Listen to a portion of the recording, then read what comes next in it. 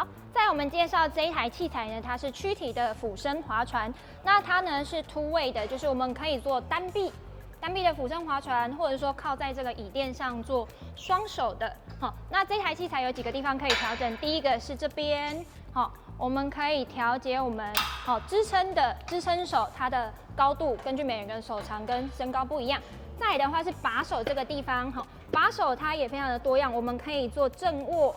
对握或者说再把它调整进来一点，变成是反握。那还有一个地方呢，就是我们的脚踏垫这边，这个地方呢你要调整，直接把它拔起来，再找到你想要的位置插进去，这样子就可以了。